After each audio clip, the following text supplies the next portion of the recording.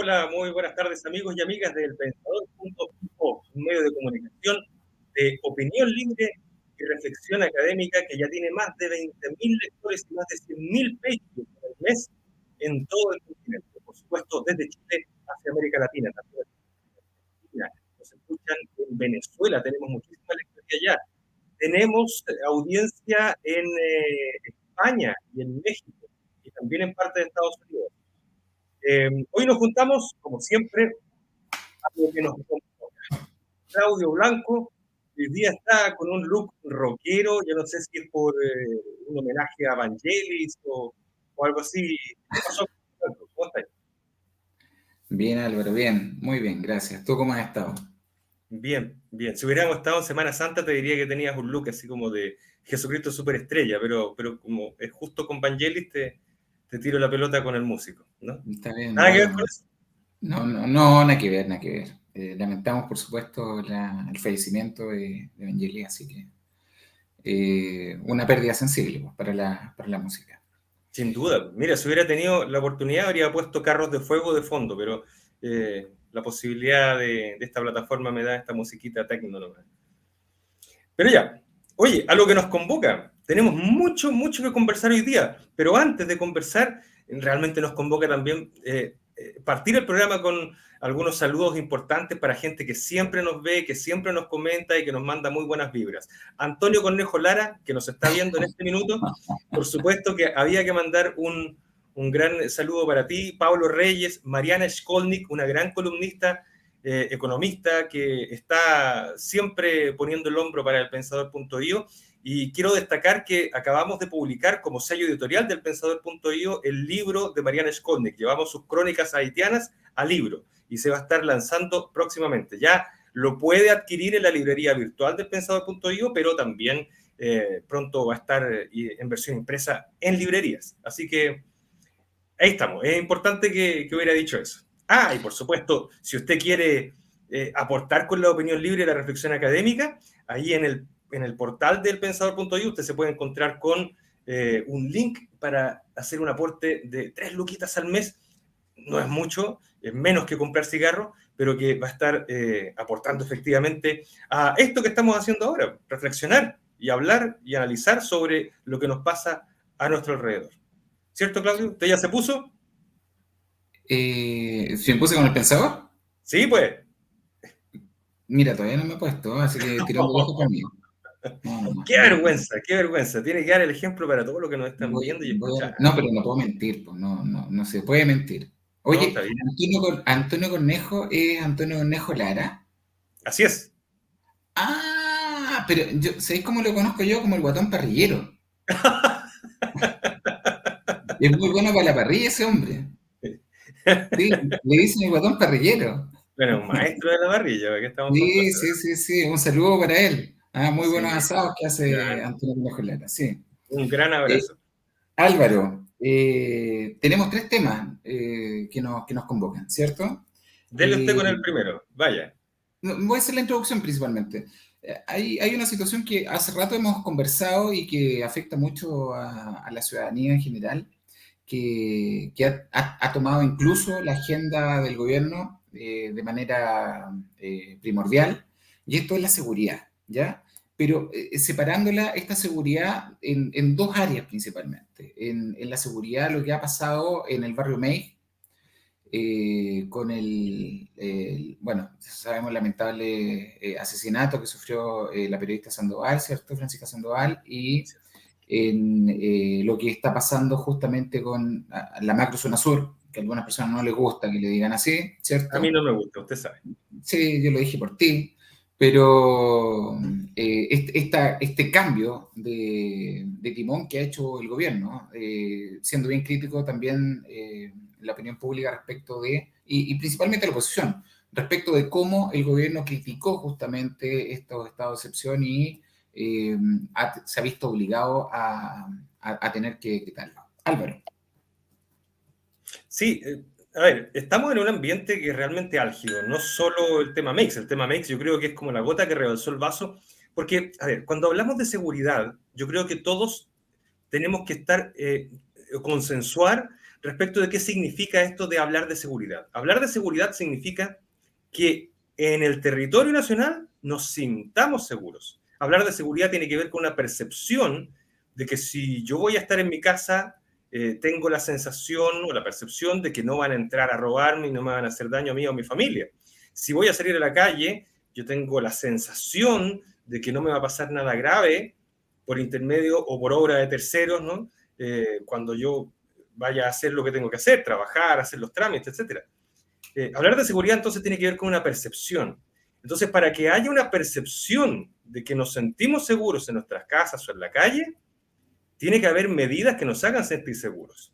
Normalmente cuando uno habla de seguridad o cuando uno se siente inseguro, lo primero que dice, ustedes ven en la tele, es que necesitamos más presencia policial, dice la gente, o más presencia de las fuerzas de seguridad o aquellos que tienen las armas en la mano, que tienen el uso legítimo de la fuerza. Eso nos hace sentir seguros, porque sentimos que alguien nos está protegiendo.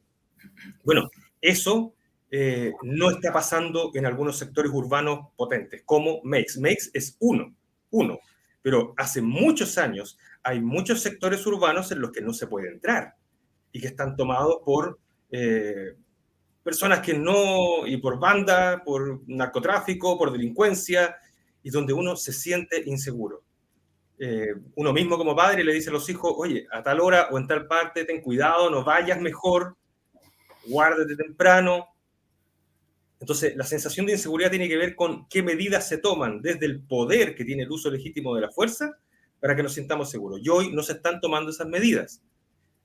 Recién, después de ¿cuánto? De 2 semanas, casi 3 semanas, empezaron a sacar los toldos de Meix. Los toldos nomás, los toldos.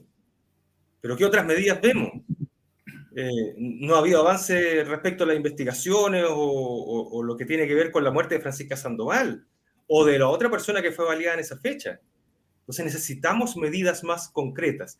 Y se empezaron a dar cuenta, parece, desde el Ejecutivo respecto de esa necesidad de medidas más concretas a propósito de su falta de acuerdo interno en la coalición de gobierno para poder sacar algún tipo de estado intermedio que le habían denominado y tuvieron que ejecutar medidas más concretas con, de nuevo, un estado de excepción constitucional, por lo menos para las vías de lo que se ha mal llamado la macrozona sur. Aún así, sigue siendo insuficiente. Hace falta más medidas que nos hagan sentir seguros. Mira, yo coincido contigo en muchos temas que trataste. Hay una situación que esbozaste que yo creo que no se ha tomado la medida real de la dimensión, el respeto a carabineros, el respeto a la autoridad. Lamentablemente, y esto se ha dado también principalmente con una serie de ataques que ha sufrido Carabineros. Hay carabineros que han sido baleados últimamente, ha fallecido, hay otros mártires de la institución. Hay agresiones que han sufrido y han sido grabadas en el norte, recordemos en Iquique y en el sur también. Entonces, falta de respeto que antes Carabineros imponía, digamos, presencia solamente por el uniforme o la misma, digamos, casi situación de incorruptibilidad que tenía Carabineros, también que hacía que fuera ejemplo para la ciudadanía, se perdió. Entonces, tenemos una ausencia de una policía que tenga presencia y que marque justamente la autoridad.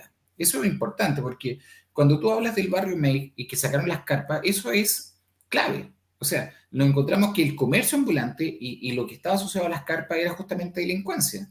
O sea, habían grupos organizados que estaban, y yo digo, habían, porque estos grupos no se han desarmado, desarticulado justamente por el hecho de sacar carpas. Pero estos grupos organizados tenían todo un comercio en torno a las carpas. Habían algunos que cuidaban los puestos, habían algunos que cobraban justamente por el establecimiento como que fuera una patente municipal. Claro. Habían otros que incluso impedían que otros llegaran. Entonces, esto provoca además un problema para quienes son comerciantes regulados, ¿ya? Esa es una situación que afortunadamente con esta señal de autoridad de Carabineros con la municipalidad, entiendo que en este caso MEX sería Municipalidad de Estación Central, No, creo que fue la de Santiago Es que corresponde. está justo en el límite, ¿eh? Siempre se han discutido ahí sobre, bueno, cualquiera de las que haya sido. Si fueron las dos, espectacular. Y esta coordinación justamente de sacar estas carpas es una señal fuerte. O sea, es tomarse, así como los delincuentes se toman Así las es. calles, es tomarse las calles justamente por la autoridad. Y eso es importante que se haga. El Oye, uso pero es, ahí tenemos un tema de tomarse territorios. Territorio es una palabra que a todo el mundo ahora está como sobreusada, territorios, pero hoy tener que usarla. Pero el tomarse territorios es una cuestión muy grave y es una cuestión que en el fondo tú ahora sacas los toldos y erradicas, entre comillas, a algunas de estas bandas de la superficie, pero están tomándose las estaciones del metro. Y ya ha habido ataques a funcionarios del metro en por lo menos 2 estaciones, en una cuestión donde ya o sea, tú entras a una estación de metro, como puede ser la emblemática, la estación central del metro, pero ha habido estaciones de la línea 6, por ejemplo, donde también están absolutamente tomadas por el comercio ambulante, que no son los comerciantes que van a tratar de ganarse la vida, son parte de estas mafias que saliendo de la superficie se apropian del subsuelo. Entonces también. sí, sí, lo del metro es así. Y lo de Estación Central es una estación emblemática. El comercio ambulante. Además que, ojo, ahí en el metro nos encontramos con una situación distinta, porque hay seguridad privada. Y donde hay seguridad privada, no participa la seguridad pública. Entonces, los vigilantes de metro, que tienen derecho a portar armas, ni siquiera están hoy con traje de vigilante, porque los agreden. Entonces, Claro, les llegan al tiro, tampoco pues, se marca presencia con ellos. ¿Te fijas? claro. Sí, ese es un problema. Bueno, a propósito de lo que hablamos de la fuerza pública y la señal que el gobierno dio, que es una señal bastante crítica que se hizo, que yo no la critico, yo he sido bastante crítico, por ejemplo, con la ministra Esquesiche hace unos capítulos atrás, justamente No, por su problema usted apenas le ha tocado nada. por sus Suave. problemas, sí, por sus problemas de quizás manejo de autoridad, creo que acá ha sido todo lo contrario. O sea, ha marcado presencia y una señal clara, obviamente, de utilizar la herramienta que entrega la Constitución y las leyes. Si esto es así. O sea, es imposible que no se aplique un estado de excepción o que no se use el uso de la fuerza para poder establecer el orden público. Eso es inaceptable y es una labor del gobierno. Ahí creo que hay que ser bastante hidalgo en señalar que el gobierno ha recapacitado y ha dado una vuelta de tuerca un poco a su crítica constante que tuvo desde el tiempo de campaña y desde que era oposición, porque justamente es lo que corresponde hacer en esta época. Eh, sí, eso sobre en realidad el tema del estado de excepción. Yo no sé si podemos ver alguna materia adicional. Esta situación se veía venir. Yo por lo menos pensé que iba a ser un poco más dilatada la vuelta a este estado de excepción. No, yo encuentro que es insuficiente todavía, bastante insuficiente, porque lo que suele ocurrir cuando tú pones restricciones territoriales, de nuevo territoriales, perdón, pero ya es una palabra que hay que usar. Cuando tú sueles hacer restricciones territoriales, tales como, por ejemplo, erradicar a la gente del barrio Meix, de la superficie, se van a otro lado. En el caso de sacarlos de las carreteras en la Araucanía, bueno, despejar las carreteras implica que la violencia se va a trasladar a otro lado nomás. Entonces está bien, el plan también contempla que se mantienen las oportunidades de diálogo, se mantienen oportunidades de beneficios sociales para aquellos que necesitan. El plan está bastante completo por ese lado, pero desde el punto de vista del estado de emergencia y de excepción constitucional para el despeje de las rutas es insuficiente, porque la seguridad o la sensación de inseguridad no es solo un tema de traslados, no es solo un tema de uso de las rutas, está en el interior también.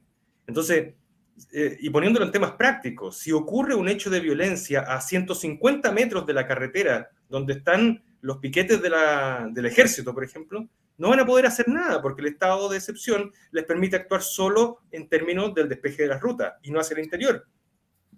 Entonces, en términos Sí, prácticos, esa parte a mí me suena todavía muy insuficiente. sí, lo que pasa es que ahí el gobierno trató de no dar su brazo a torcer completamente, pues sí, una Ah, señal.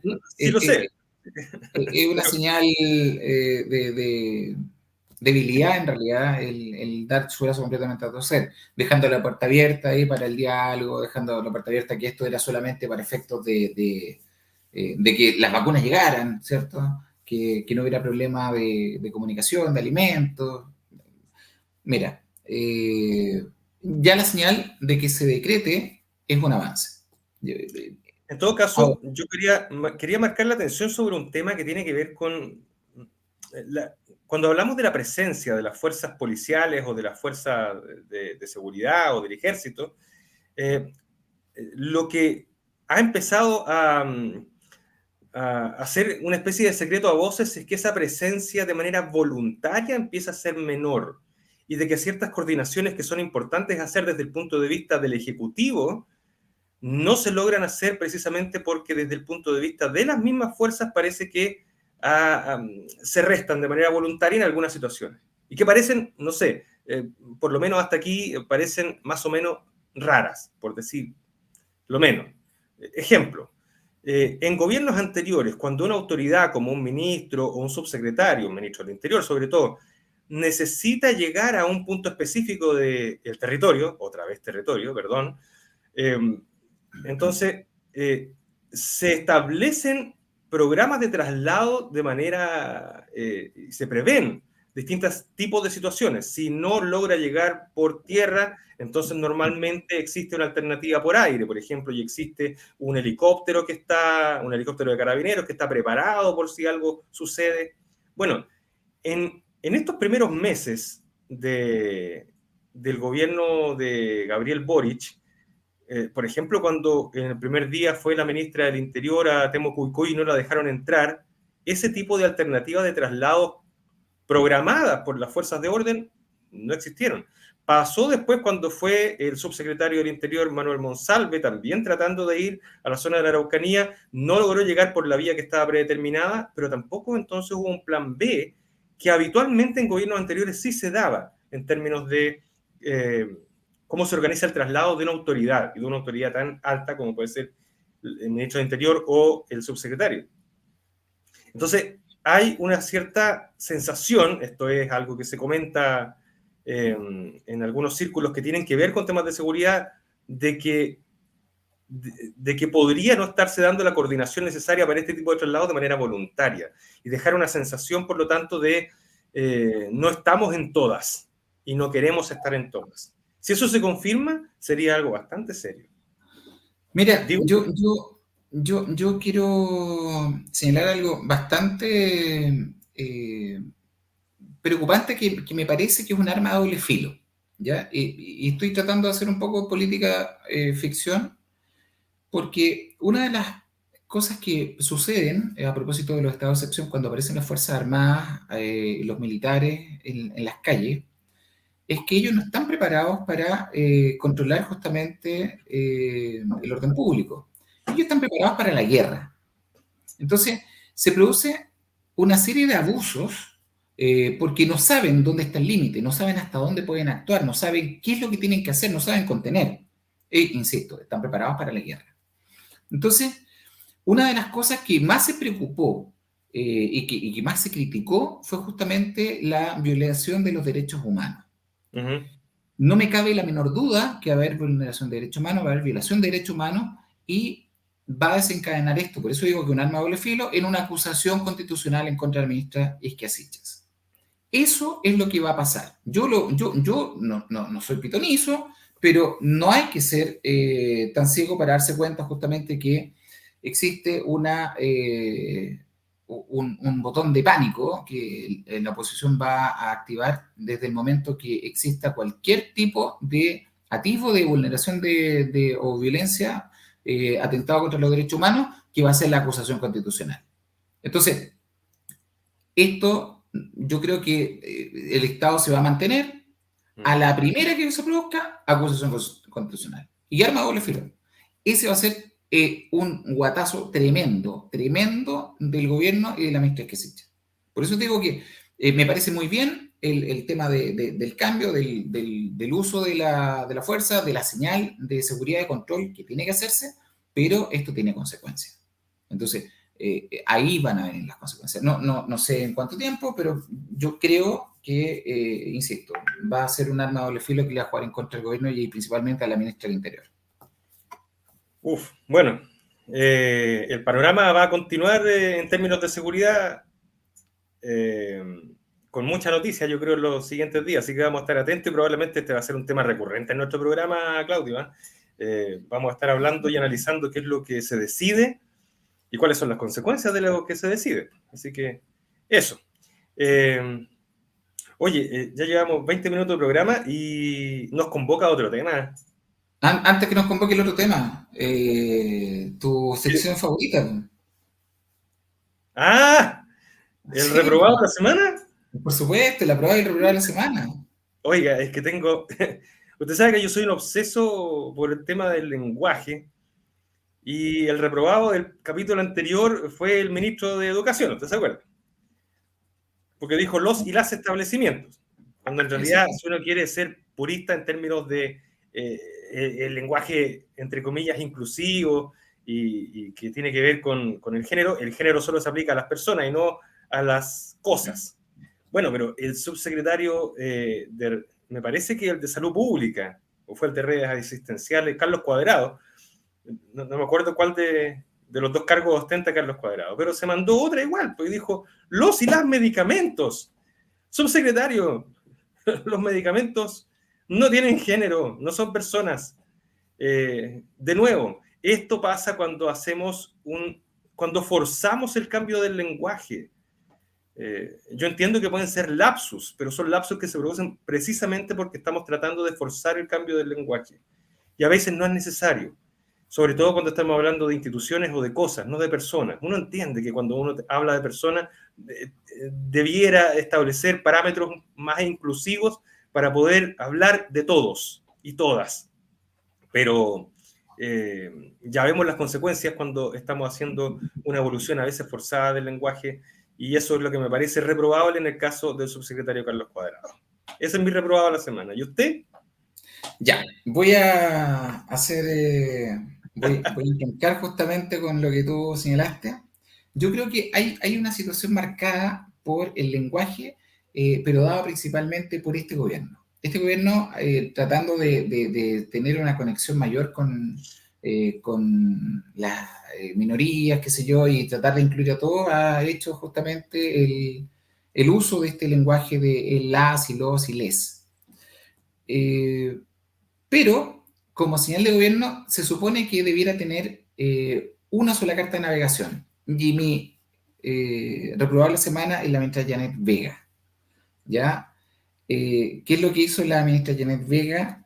En el programa Tolerancia Cero le preguntaron 4 veces si habían presos políticos en Chile. Y las 4 veces dijo sí. Y no solamente dijo sí, sino que preguntó al panel, le dijo, bueno, ¿y si estos no son presos políticos, qué son? Entonces, acto seguido, yo me quedé pero sorprendidísimo. Autoridad, por cierto. Todo el mundo sabe que no hay presos políticos porque, y le explicaron a ella, preso político es justamente por pensamiento. Pero Claro. acá hay procesos que están pendientes, están vigentes. Lo que se discute es si la medida cautelar, la prisión preventiva, es extensa o no es extensa, que yo creo que sí. A todas luces es muy extensa y no debiera producirse, pero en esos términos, como este tipo de medida cautelar. Pero calidad de preso político, no. Entonces, luego se hace una aclaración vía Twitter, que es una forma ya súper trillada y de mal Sí. gusto, a mi Y modo de ver. pseudo oficial, ¿para qué estamos con cosas? Claro, entonces vía Twitter, no, es que me malinterpreté, me malinterpretaron, me mal expliqué, que lo que correspondía decir era. Entonces la voltereta fue tremenda. Mi reprobar es la ministra Janet Vega. Oye, habida cuenta de que en rigor no era un tema que le correspondiera por su cartera, bro. Además, Además, o sea, además, se mete en la pata de los caballos. pastelero tus pasteles, y no es la primera vez que personalidades del actual gobierno empiezan a, en el fondo, tocarle la oreja como expresión antigua, ¿no? Hay algunos que no van a entender esto de tocar la oreja, pero tocarle la oreja a otros ministerios, como por ejemplo, cuando hubo un altercado a propósito de una represión de carabineros a unas manifestaciones al principio del gobierno, y aparece la ministra de Bienes Nacionales diciendo que había que refundar carabineros. De nuevo, no es su cartera, no es la encargada de decirlo, pero hay una cierta cultura de como que pudiéramos hablar de todo. Y eso es un desorden comunicacional, ya lo hemos hablado en otro programa. Oye, y para la guinda de la torta con la ministra Janet Vega, salió al día siguiente, creo, un reportaje que le hicieron, una entrevista, donde ella criticaba el estado de excepción. Por ningún motivo, y el gobierno a la hora después decreta estado de excepción. Y lo que dijo con lo de los presos políticos, el ministro Monsalve, el subsecretario de Interior, dijo justamente todo lo contrario. Entonces, aquí hay una falta de claridad respecto de, como dices tú, hasta dónde tienen que intervenir y lo más importante, porque son autoridad, ¿qué tienen que decir? Eso pues. Oye, se me había quedado en el tintero un par de hechos sobre seguridad que fueron realmente graves en los últimos días, ¿eh? Y que en el fondo dan cuenta de que aquí hay que poner, no sé, hay que hacer algo, pero asaltaron la casa de la ministra de Defensa. Gravísimo. Y hubo una especie de secuestro de uno de los escoltas del presidente. Dicen, no, así era el chofer. Dijo, si es parte del cuerpo de...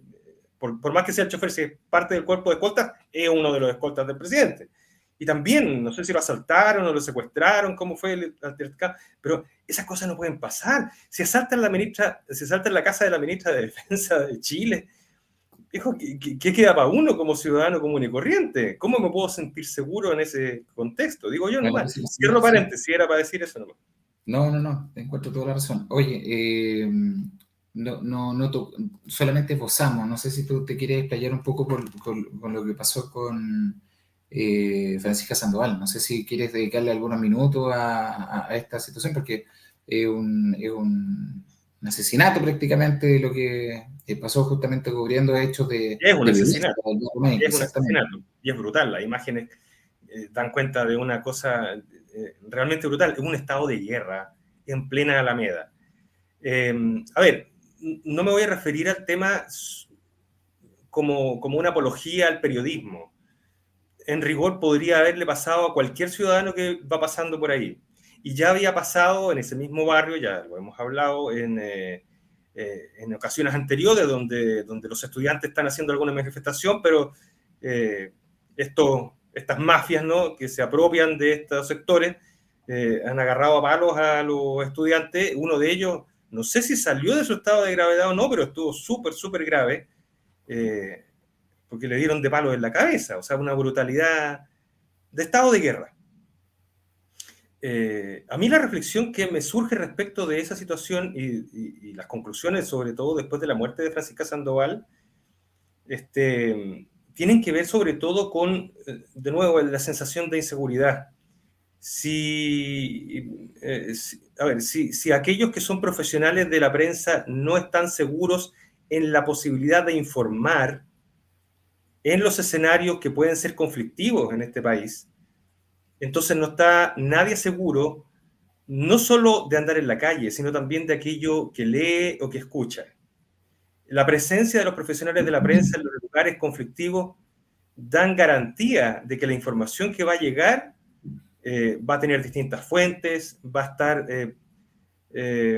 vamos a saber qué es lo que realmente pasa, o al menos vamos a tener una noción más cercana de lo que realmente pasa, y no nos vamos a informar ni por el Cagüín, ni por solo los partes policiales, o los partes de las Fuerzas Armadas. Me refiero a las zonas de conflicto en general, no solo aquí en la zona urbana, también podría ser una zona de guerra. Los corresponsales de guerra cumplen esa misma función, garantizar que la información llega con un cierto grado de veracidad, y eso lo necesitamos en democracia. El proyecto que la ministra Camila Vallejo anunció respecto a la protección de los profesionales de la prensa en este tipo de situaciones conflictivas que se tienen que reportear, investigar, donde uno tiene que estar presente, a mí me tocó muchísimas veces estar en eso, bueno, ojalá que venga con algún tipo de protección, que no sea solo que nos pongan un chaleco que diga prensa, para ver si es que alguien tiene la buena voluntad de no tirarnos un balazo. Pero eso también debería extenderse al ciudadano que va pasando por ahí. por cierto. ¿Cuántas veces en una zona de conflicto, en una manifestación, en una protesta, los ciudadanos comunes y corrientes se ven atrapados entre carabineros y los manifestantes y quedan como jamón del sándwich, de una manera súper insegura también? Entonces Mira, hay que verlo de manera integral, eso nomás es lo que reflexiono sobre sí, la parte política. solamente, solamente sobre las protestas, no, no me quiero referir sobre Francisca Sandoval porque no quiero eh, hacer uso de su memoria ni mal uso de su imagen. Las protestas desde el retorno de la democracia cambiaron, fueron hechas en un contexto de casi marchas simbólicas. Yo era niño cuando habían protestas en dictadura. Sí, era niño cuando habían protestas. Yo participé, de hecho, como niño, marché a muchas protestas en dictadura. Me tocó incluso arrancar de balazos de militares, de carabineros.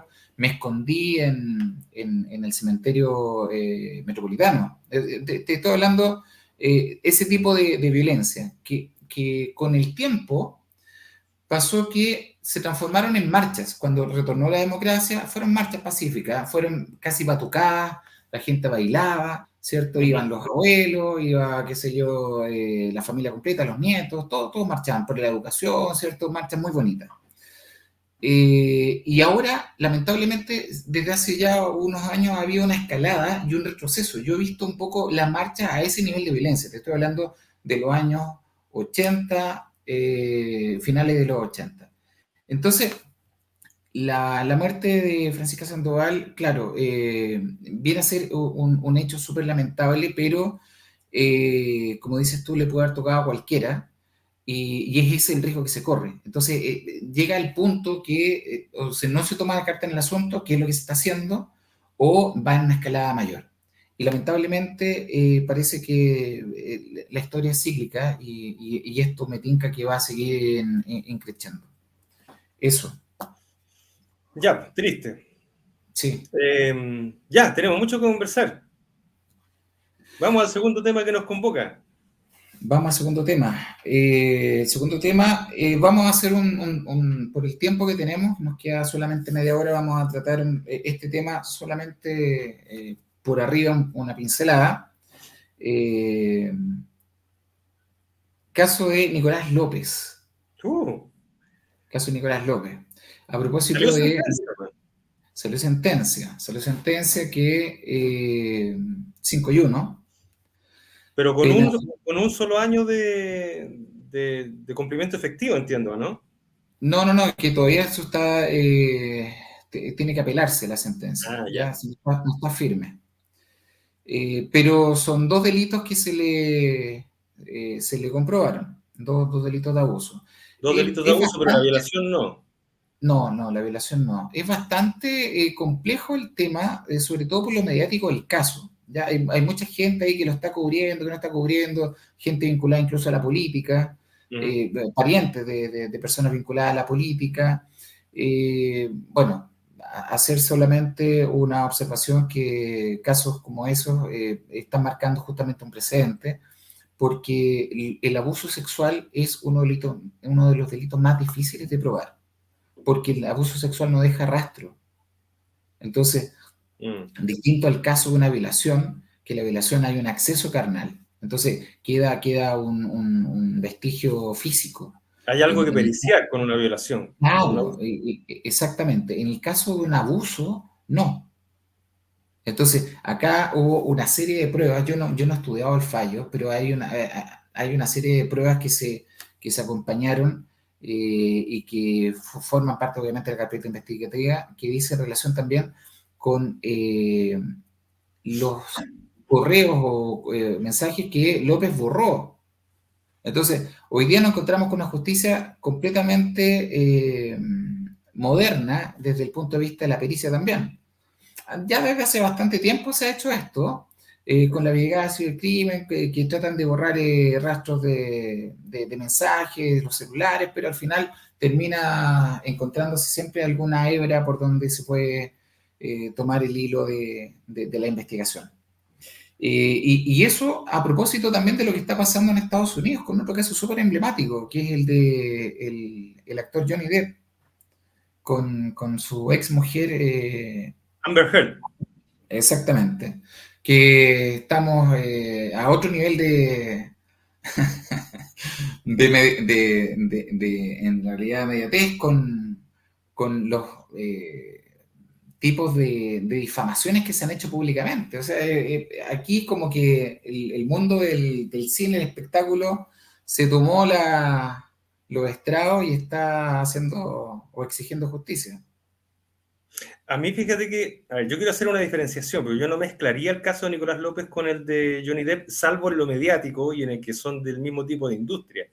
Pero el caso de Johnny Depp con su ex esposa es un tema de violencia intrafamiliar y de eventuales patologías que pudo haber tenido cualquiera de los dos en ese contexto de relación de violencia intrafamiliar. El caso de Nicolás López, lo que hay es el de un sujeto cuyo comportamiento social es deleznable, y eso hubo una amplísima cobertura a ese tipo de comportamiento social, no solo desde las redes sociales y el tipo de barbaridades y de idioteces que el tipo publicaba en las redes sociales, sino también desde el punto de vista de sus relaciones sociales con las personas con las que trabajaba. Y ahí se daba mucho del tipo de abuso laboral, no solo sexual, también abuso laboral, del que hemos hablado también en programas anteriores.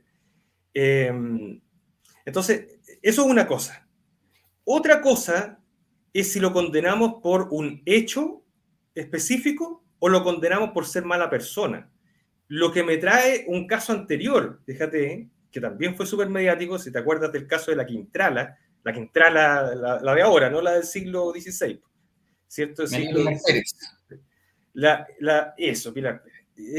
Resulta que cuando uno vio el juicio de la Quintrala, que dicho sea de paso, era como, yo vivía muy cerca de ella, pasé una gran parte de mi juventud yendo a la panadería y ella atendía la panadería ahí en seminario con Rancagua, era un personaje como parte del barrio, ¿no? Del barrio de ahí de General Bustamante, etc. A ver, el caso de Pilar Pérez, cuando uno vio el juicio, en rigor casi había muy pocas pruebas, pero lo que sí había era que muchos testimonios de que esta era una muy mala mujer, era muy mala persona. Entonces, el peso de ser mala persona parece ser muy significativo cuando uno tiene un juicio que tiene que ver con la moralidad de alguien, con el comportamiento social de alguien. Y en este caso, el caso de Nicolás López, había que saber diferenciar. El tipo es, como decían hasta sus amigas, porque los testimonios de Ignacia Lamán, de la otra niña, ¿cómo se llama? Paz Bascuñán. La Paz Bascuñán y todo, hasta sus amigas decían que el tipo era un imbécil, y lo decían con todas sus letras. Pero no podemos condenar a alguien por ser imbécil, o por decir idioteces. No, por supuesto, si no estaría la mitad de la población y nosotros mismos que hemos dicho hartas barbaridades también estaríamos presos. Pero no, lo que hablas tú de la conducta de él, moralmente reprochable y socialmente reprochable, claro. O sea, ha habido incluso, han salido Twitter antiguos de él, el de Roxana Miranda también, que le Sí, decía, ¿dónde te hago el aseo? Entonces, claro, hay, a propósito de ese tweet de Roxana Miranda que le decía ¿dónde te hago el aseo? Hubo una respuesta muy buena de sí. otro que le decía que la mujer creo que nunca olvida. Pueden pasar 1000 años, pero la mujer nunca olvida. A ver, yo saco una gran conclusión del caso de Nicolás López, ¿eh? Y es que hay ciertas conductas, sobre todo en el ámbito entre hombres, por ejemplo, que parecen ser a veces súper normales y que tenemos que entender desde el punto de vista de nuestro ser masculino en esta sociedad, que ya no son tan normales.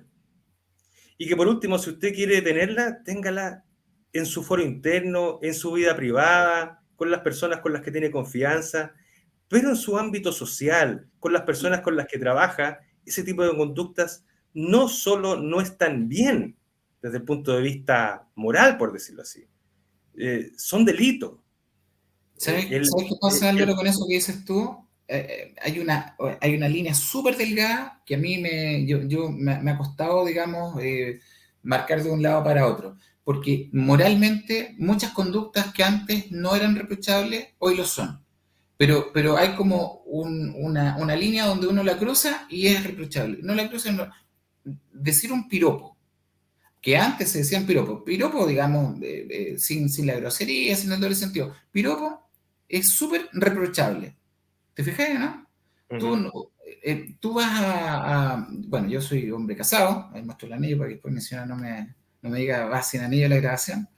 Eh, yo soy un hombre casado, pero cuando uno está en plan de conquista o hay un coqueteo, ¿cierto? Yo incluso hasta un coqueteo puede ser cuestionado. Entonces, ¿en qué momento se produce una interacción? ¿Hasta qué punto uno puede cruzar esa línea? Es súper complejo, porque te acusan de cualquier cosa. O bien tú puedes incluso caer en un exceso. ¿Te fijas? Entonces, y justamente por no caer en esta doble moral, la gente a veces dice, no, es que en estos tiempos, en realidad, esto es lo que corresponde, no, chuta, es tan complejo porque pasa con lo que dices tú del lenguaje. El Sí, lenguaje inclusivo, hoy, yo estoy completamente de acuerdo contigo, el lenguaje no puede, cuando hablamos de inclusión, no es agregarle un artículo, un les o hacerlo con género para los objetos. No, la inclusión significa incorporar dentro, no solamente el lenguaje, dentro de un concepto a las personas, pero no por decirle le o les, yo soy inclusivo. Entonces, hay una cuestión de moda, hay una cuestión de ajuste y ahí yo no comparto. Y me cuesta diferenciar esa línea. oye, yo quiero hacerle una salvedad a todo lo que nos están escuchando y viendo en este minuto. No estamos con este argumento defendiendo a Nicolás López, al No, para contrario. nada, Lo que para estamos nada. diciendo es que en rigor, sobre todo para los hombres de una cierta generación, cuesta entender el cambio cultural. Eso, ¿eh? Para que no vayan a funar a Claudio Blanco en las redes sociales después con No, no, no, no, no, no. Oye, De hecho, comparto, yo soy bien claro, sí. comparto esa sensación, pero claro, hay ciertos ámbitos donde la gente ya no puede tener ciertas conductas. En el colegio, por ejemplo, los profesores con sus alumnos o alumnas. En el trabajo, los jefes o los compañeros con sus compañeras de trabajo o con sus subordinadas, menos con sus subordinadas, si tiene un cargo de jefatura. Hay ciertas cosas que ya no se pueden hacer. O sea, el modelo de la relación entre el señor Sañar-Tutito y la cita de Valquiria en la oficina del Happening con Ja, ese modelo hoy es delito. Así que si usted tiene un cargo o si usted trabaja en una oficina, hay cosas que ya no se pueden hacer. Puede pensarla si quiere, porque a lo mejor culturalmente está seteado para pensarla, de acuerdo, pero ya no puede hacerla. No puede tirar piropos, no puede decir ciertas cosas que pueden ser peyorativas, no puede, ciertamente, no puede tener contacto Eso físico. no es Final. ahora, es siempre, Álvaro. O sea, no es que solamente ahora ahora se ha visibilizado un poco más, pero Ahora se antes dice. tampoco correspondía. Así que, ¿qué se te cayó? No, Ah, el cargador, para está variar. Sí, enchufando el computador. Ya. sí, sí, Oye, sí, sí. es un buen tema, da muchísimo. Deberíamos dedicar un día y, a esto y Deberíamos propongo, tener un invitado para esto, ¿sabes qué? propongo traer una entrevistada a una invitada que ha estado en este tema, que precisamente es la abogada querellante. Voy a invitarla, lo hago aquí públicamente, Grace Smith, que era la abogada querellante en el caso de Nicolás López, porque además ella ha trabajado en temas de género, está profundamente metida en este asunto y puede darnos una visión como mujer, como profesional y como experta. Así que Súper, no hace falta. Me súper, comprometo para súper, que en el súper. próximo programa ella va a estar como invitada acá. Para no tener problemas y no cruzar la línea o cruzarla bien. Oye, Oye, nos vamos al queda un ratito último y nos tema. queda un último tema. ¿Eh? Sí, antes de que vayamos al último tema, habíamos olvidado dentro de los mensajes a un amigo de nosotros también que nos mandó saludos, a Eugenio Valdebenito, Ah, por supuesto. que nos vio el Don Eugenio último Valdebenito. capítulo. No, que don, nadie de origen noble acá. No, actualízate, pues, Álvaro, actualízate. No hay origen noble acá. No hay nadie de origen noble. Ya. Pero es que no es Último, gran espíritu noble, así que para mí está bien. último tema. Bueno, a lo que nos convoca, no hemos tocado para nada esto que está instaurado ya en la agenda de todo el mundo, el borrador de la Constitución. Salió publicado y bueno, todavía falta el texto final armonizado, pero ya tenemos alguna claridad respecto de cómo se viene la nueva Constitución. ¿Usted ya le ha hecho la Eh, autopsia al borrador o no?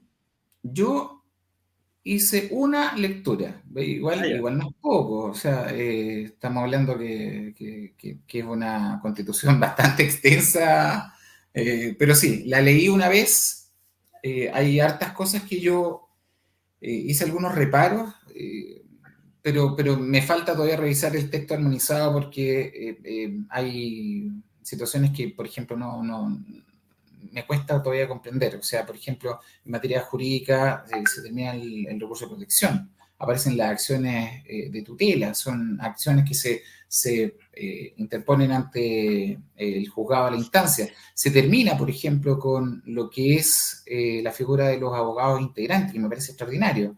Se les pone plazo a los ministros de la Corte de Apelación y Corte Suprema, 14 años, o máximo hasta los 70 años para que se jubilen. Me parece muy bueno. Ese es un tema que se discutió mucho, sobre todo porque se hablaba mucho de la inamovilidad de los jueces, que tienen capacidad, pero yo no creo que 21 ministros de la Suprema sean los elegidos para poder, o los iluminados, que no haya ninguna otra mente brillante que pueda contribuir a la judicatura del país. No lo veo así. Al contrario, creo que es muy sano, además, que exista este tipo de iniciativas. Se les pone un plazo también y periodo a los alcaldes, ¿cierto? Máximo una reelección. Se termina con el Senado, eso me parece grave, sobre todo por el contrapeso que tiene que tener el poder legislativo. Y existe un poder muy marcado de la Cámara de Diputados. Y eso es preocupante. Se termina también con el Poder Judicial como poder, sino que se reemplaza por un sistema judicial. Eh, Aparece de manera positiva lo que es el ombudsman, el defensor del pueblo. Eso es muy bueno, muy bueno. Aparece también lo que es la defensoría del medio ambiente, con atribuciones propias. El Consejo Regional, que viene a ser como una cámara similar a lo que vendría a ser el Senado. Ahí me faltó un poco ver la estructura, porque está un poco complejo eso en cuanto a la implementación, las atribuciones y también el financiamiento. Sobre los territorios indígenas, también hay un apartado especial, hay un apartado y de los pueblos. Hay una discusión ahí sobre el Estado, si pasa de unitario a regional o si no es unitario. Lo que me parece preocupante, sí, es que esta es una constitución marcada con un sello verde, ¿cierto? Una constitución ecológica. Y en cuanto al catálogo de derechos, que hay un catálogo extenso de derechos, el derecho al agua no está consagrado como un derecho humano, primera cosa. Y lo otro es que no existe ninguna norma que haga referencia a qué es lo que pasa en la situación jurídica de quienes se han apropiado de manera ilícita de los cursos de agua. Lo que sí ha pasado, por ejemplo, en materia de propiedad, cuando se habla de la expropiación. Y cuando se dice de la expropiación, obviamente por causales de utilidad pública, es una materia que está completamente discutida. Pero en cuanto al agua, nada se dijo. O sea, yo que hablé hace unos capítulos atrás de... Pero yo más. Yo que hablé de idioma, no sé qué va a pasar en Petorca. Entonces, Claro. estamos hablando, bueno, se regula de aquí para adelante. ¿Y qué pasa con el robo? ¿Qué pasa con estos desvíos? ¿Te fijas? Nada, nada se dijo. Y esto se discutió latamente. O sea, Ujú. yo escuché convencionales de todos los sectores políticos viendo el tema del agua, pero de la propiedad, nada. Álvaro. A ver, yo le hice una lectura, eh, traté de hacer una lectura lo más analítica posible, y hay algunas Te quiero cosas hacer que una sí, consulta si lo leíste, ¿cierto? Más o menos. sí, sí. ¿Qué pasa con el derecho a autor? Ajá, iba a llegar a eso, pero espérate. Primero quiero decir las cosas que me parece que están bien en esta Constitución, para que nadie... Voy a tratar de hacer un análisis equilibrado. Por ejemplo, creo que se reconocen algunos segmentos de la población que efectivamente han estado olvidados y que parecía que no existían. Se reconocen los derechos de discapacitados, se reconocen a los adultos mayores. Hemos hablado en este programa de los adultos mayores anteriormente y me parece súper bien que estén ahí. Otra cosa es si ese reconocimiento está bien escrito o no y se deja lugar a ambigüedades, pero hay un reconocimiento y me parece súper bien. Hay un reconocimiento muy interesante al plurilingüismo. Yo sé que hay algunos que pelean por el tema de la multiculturalidad o si somos plurinacionales o no. A mí eso lo dejo un poquito de un lado. A mí me interesa este concepto del plurilingüismo porque tiene que ver con cómo reconocemos al otro en nuestra sociedad. Y parte del reconocimiento al otro en esta sociedad, y lo hemos conversado en otros programas del Pensador.io, tiene que ver con reconocer, y reconocer también es aprender algo del otro, es reconocer su lengua, qué es lo que habla. No me refiero solo a las lenguas originarias, que ya sería algo súper interesante, que estamos en una sociedad que habla y que nos saludamos con el namaste, o nos decimos good morning, o no sé, leemos a Hegel en alemán, ¿cachai? Pero a la hora de aprender algo del que está al lado mío, somos bien reacios a hacer eso, somos bien reticentes a aprender algo desde el punto de vista del otro. La empatía nacional parte por aprender un poco del otro. Por eso, esto del plurilingüismo me parece que incluye a las lenguas de señas. Y eso está súper positivo. Dicho eso, hay cosas que me parecen preocupantes. Por ejemplo, se habla de manera reiterativa respecto de la igualdad sustantiva entre las personas que habitan Chile, pero no se define bien a qué se refieren con igualdad sustantiva. Y cuando se menciona la igualdad sustantiva, se menciona muchas veces también en un sentido de igualdad sustantiva entre los chilenos y minorías excluidas. Dice grupos históricamente excluidos o de especial protección, pero no define cuáles son. Entonces, dejan un ámbito en el que, claro, cualquiera puede ser un grupo históricamente excluido. ¿Y saben qué me parece? Algo que a veces cuando mencionan algo de grupos excluidos, como pueden ser los adultos mayores, o los discapacitados, o los pueblos originarios, o las diversidades sexuales, pero nunca mencionan a los pobres. Y me parece que aquellos que sufren la pobreza han sido históricamente en Chile, efectivamente, el grupo más desprotegido, pero no está mencionado. Eso por una parte. Otra parte que me parece preocupante es cuando habla de las organizaciones políticas que están o que estarían reconocidas por el Estado. Se asume que podrían ser los partidos, podrían ser otros, ¿no? Pero se establece que debieran implementar una paridad y dice la ley arbitrará los medios para incentivar la participación de las personas de las diversidades y disidencias sexuales y de género en los procesos electorales. Ahí me parece que en el interés por incluir a personas de esos segmentos de la población en la participación política, se puede caer en un grave problema, y es que la identidad sexual es un tema profundamente íntimo, a tal punto que no se puede preguntar en los censos así nomás. En los censos, por ejemplo, de población, cuando alguien llega a censar, hay ciertas cosas que puede, en general, solo contestar prácticamente todo el jefe de hogar, ¿no? O la jefa de hogar. Pero esa pregunta en particular no se le puede hacer a un jefe de hogar. Yo no puedo responder por mis hijos, por ejemplo, o por alguien más que viva en mi casa respecto de su identidad sexual. Dicho eso, el problema entonces de establecer una participación política en función de tu identidad sexual implica que tú tienes que salir en el fondo del closet de manera abierta. Y si no quiero voy a quedar en desventaja respecto de otros que sí quisieron. Entonces, la privacidad en ese tema puede jugar en contra en la aplicación de ese derecho que está bien, es entendible, pero hay un derecho a la privacidad respecto de tu identidad sexual. Y eso puede jugar en contra aquí. Eso me parece preocupante. Y puede generar entonces diferencias arbitrarias en las participaciones políticas en el sistema político que se quiere establecer. En tercer lugar, quería señalar el tema de las relaciones internacionales, porque se dice que las relaciones internacionales se fundan, entre otras cosas, en el principio de la autodeterminación de los pueblos y la no intervención.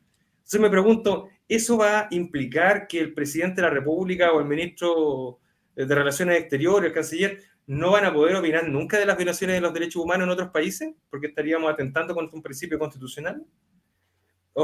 Dice también, por ejemplo, que se compromete nuestros principios de relaciones internacionales con la inclusión y la igualdad de género, lo que significa que sería inconstitucional, por ejemplo, tener relaciones internacionales con países como Arabia Saudita, que no respetan ese mismo tipo de principios. China, también, pues. Entonces, me parece que hay algunas cosas que de buenas intenciones quedan como en el aire. Y por último, antes que se nos vaya el tiempo, no puedo dejar de mencionar el tema del derecho de autor. Se ríe, ¿no? Efectivamente, usted sabe que yo y el Pensador.io es un medio que ha estado muy involucrado con este tema del derecho de autor.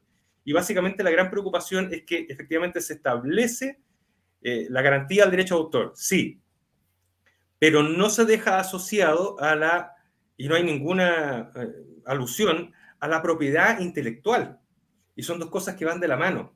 El derecho de autor es una expresión de la propiedad intelectual. ¿Y por qué es tan importante que se mencione la propiedad intelectual? Es importante porque las creaciones artísticas no salen solo de un cerebro. Las creaciones artísticas salen de muchas otras cosas. Por ejemplo, en el cine, no es solo el guión de alguien que creó un libreto, sino también las tecnologías que están involucradas. Supongamos que tú quieres hacer una película, Claudio Blanco, que tenga que ver o que necesite efectos especiales. El software y las tecnologías para esos efectos especiales tendrían una propiedad intelectual asociada, pero bajo esa definición de derecho de autor, en Chile no estaría reconocido, o por lo menos quedaría en un limbo. Entonces, el proveedor de ese software que te permite a ti crear tu película, diría, oye, pero no me van a reconocer el software acá en este país. Ese tipo de cosas pasa. Entonces, y eso cruza la propiedad intelectual, cruza a otras industrias, como la industria farmacéutica, cuando tú creas un medicamento o una vacuna, por decirlo así, la industria alimenticia, por ejemplo, respecto de la propiedad intelectual al desarrollo de semillas, etc. O sea, hay mucho involucrado ahí. Eso nomás quería. Ya, Álvaro, cortito, nos queda poco tiempo. Sobre el tema de los discapacitados, los adultos mayores que mencionaste tú, y sobre el tema del reconocimiento del derecho de autor, de la propiedad intelectual, creo que hay un error generalizado y que se llevó incluso a la convención, que es el convencimiento de que la Constitución tiene que regular todo. Y no es así. La Constitución es un marco, es un paraguas, es la Carta Magna que nos va a regir y que nos debiera regir por los próximos 30 años a lo menos.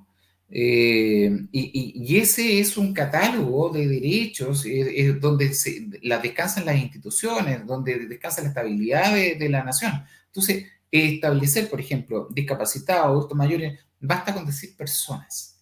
Sí. Cuando tú dices, ¿me entiendes? Entonces, ahí hay un excesivo...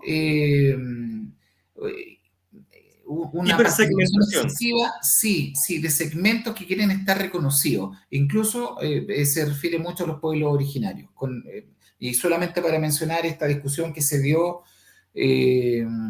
sobre la Comisión de Armonización respecto del 18 de septiembre, si debiera aparecer o no debiera aparecer, de 1810, y el 18 de octubre. Entonces, ahí está la discusión. ¿Va a aparecer uno u otro o van a aparecer los dos? ¿Y por qué tienen que aparecer? ¿Y por qué no? Entonces, ya hay una discusión de que esto me representa como pueblo originario, no me representa, no representa a todo el país, es un problema. Nos queda poquísimo tiempo y antes que nos vayamos, te quiero preguntar, solamente preguntar, ¿aprobado de la semana? No, estuve negativo esta semana, no aprobó a Ya, nadie. ya. Yo aprobado solamente porque lo ha hecho bien de manera sostenida y tiene un traje de bombero colocada la ministra Camila Vallejos, que ha tenido que apagar incendios de manera reiterada del gobierno. Eso. Y por último, para que vayamos a lo que nos convoca, ¿Ya? eh, Álvaro, te hago la pregunta. Hoy, ¿aprueba o rechaza? Ah, no, no, me voy a pronunciar del producto final. Y de Ya, hecho, quiero recalcar eso. Mi voto va a ser, y creo que debería ser el voto en general, no respecto de la convención, sino del producto final que salga. O sea, cuando esté armonizado y estén las normas transitorias, ahí voy a tomar la decisión. Por o sea, ahora está en sigo haciendo, constitución. sí, Ya, sí, sí, en análisis reflexivo como corresponde, yo creo. No, hay que ver qué es lo que sale. perfecto. ¿Por qué? ¿Y usted ya tiene? ¿Antes de tener producto ya tiene definición? ¿O no? No, que yo estoy en proceso reflexivo igual que tú. Yo Claro. antes aprobaba, sobre todo por el origen espurio de la Constitución del 80, pero con lo que he visto hoy y con lo que he leído, hoy rechazo. Espero ver el texto armonizado para ver si apruebo, pero hoy no me convence. Estoy en el mismo proceso tuyo, mismo proceso reflexivo, pero si me la colocan hoy para aprobar o rechazar, hoy rechazo. Upa, ya pues. Bueno, vamos a tener que debatir Ahora, en el todavía. caso tuyo, el reflexivo, si fuera hoy la votación, Está difícil, está difícil. Porque la verdad es que hay un conflicto interno. Yo creo que hay un conflicto de muchos que votamos por el apruebo. O sea, que queríamos una nueva constitución. Cuando uno votó por el apruebo, uno votó por quiero una nueva constitución. No solo porque la otra tenía un origen espurio, como dices tú, sino también porque necesitamos un nuevo pacto social. Eso es un hecho. El que tenemos no nos sirve. No nos sirve un Estado subsidiario, no nos sirve un tipo de constitución que garantiza las desigualdades, no nos sirve un montón de cosas. Pero tampoco, y por eso que yo me reservo el voto para el producto final, tampoco podemos crear nuevas desigualdades. Entonces tenemos que buscar la forma, y era parte de las reglas del juego, ¿eh? Por eso habían dos plebiscitos distintos. Uno que, donde aprobábamos que teníamos que tener una nueva constitución, y otro si aprobábamos el producto final. Entonces, independiente de que haya rechazo, o que el rechazo pueda tener una gran votación, o que el rechazo pueda ganar el 4 de septiembre, yo tengo la sensación de que lo que se sigue sustentando es la necesidad de una nueva constitución. Si esta no es, no me importa mucho. Sé que van a haber nuevas opciones democráticas para poder tener un nuevo texto. No es ahora, en un par de años. Yo prefiero que lo hagamos bien. Hoy estoy como en tu mismo tipo de reflexión. Hoy. Pero voy a esperar a que esté el nuevo texto armonizado y con todo lo que corresponda. ojalá que salga un buen texto que permita tener claridad además a la ciudadanía en general. Todos lo queremos, todos lo queremos. Si por algo tuvimos por el apruebo. Es verdad. Eso.